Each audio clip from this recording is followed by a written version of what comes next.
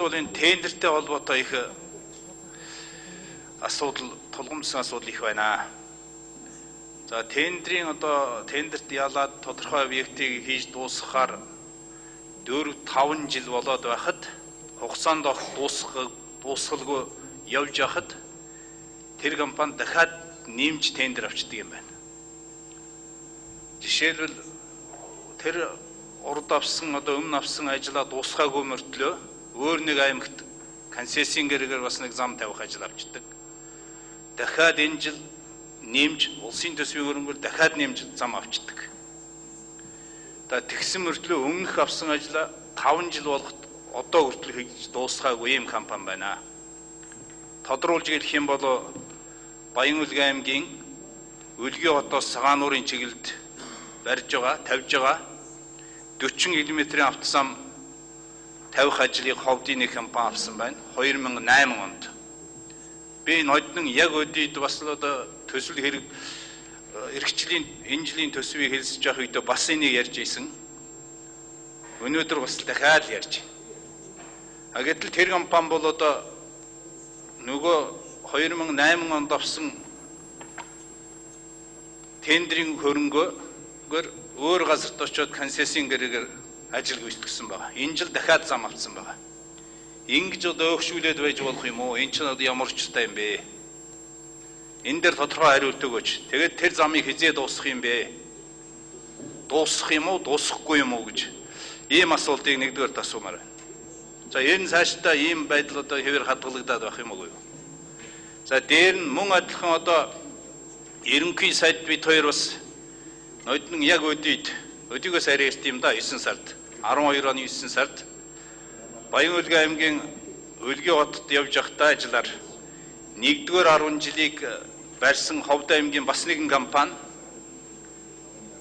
хугацаа дуусгаж өгөх ёстой байтал дуусаагүй байсан. За тэгээ хизээ дуусгахаар 11 сард дуусгана гэсэн.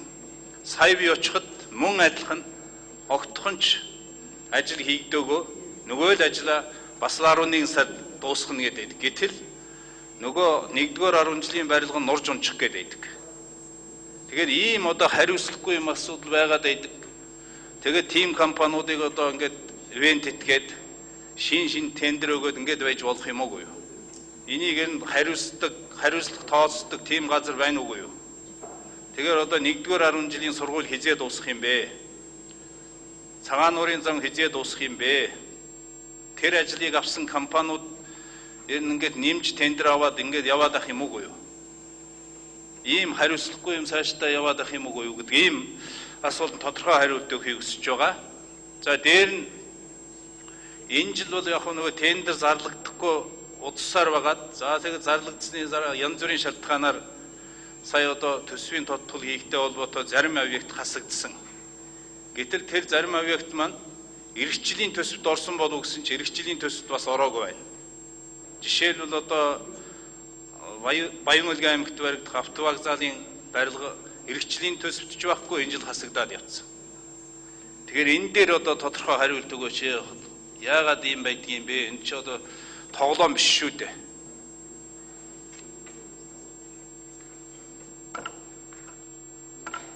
Чингис бондын хөрөнгөөр хөдөө юу хийж байгаа вэ?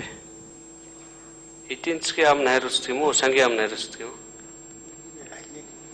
Эдийн засаг уу? За Батбаяр сайд байхгүй нь эдийн засгийн яамнаас байгаа хүн шинэ хөрөнгө оруулалтын талаар яриарай. За ерөнхий сайдаас эхлэе. За Чингис бондын мөнгө ер нь хөдөө бол нилээд ночондоо би тоо гаргаагүй юм байна. Манай эдийн засгийн яамныхаа хэлээрээ би хоёр юм хэлчихээ та нарыг үзээч. Нэг нь болохоор барилга чинь барьсан сая 100 сая үстэй. Тэгээ 100 сая доллартай тэнцэх хэмжээний мөнгө гэдэг чинь 160 орчим тэрбум төгрөгийг орон сууцыг дэмжих зориулж Чингис бондоос гаргахаар шийдвэр гарсан.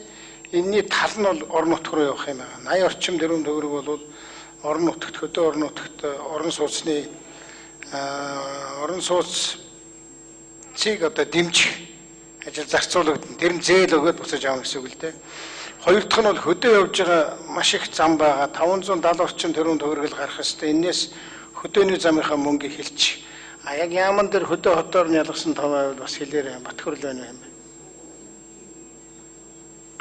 ажлын хэсгээс эдийн засгийн яамныхаа нэмж хариулъя.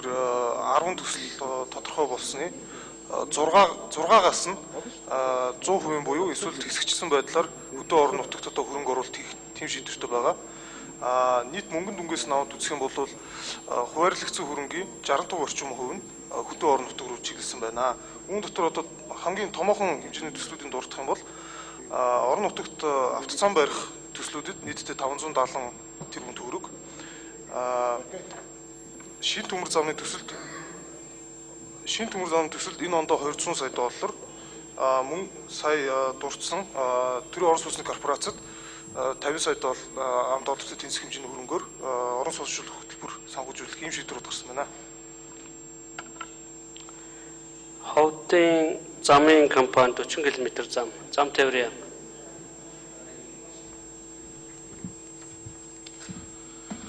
За гэгшин асуултанд хариулъя.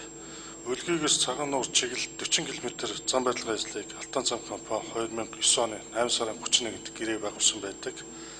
За одоогоор ажлын явц 25.5 км-т хуучилт хийгдсэн.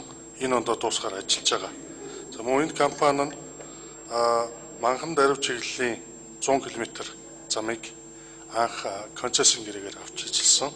Энэ нь 10 онд байдیں۔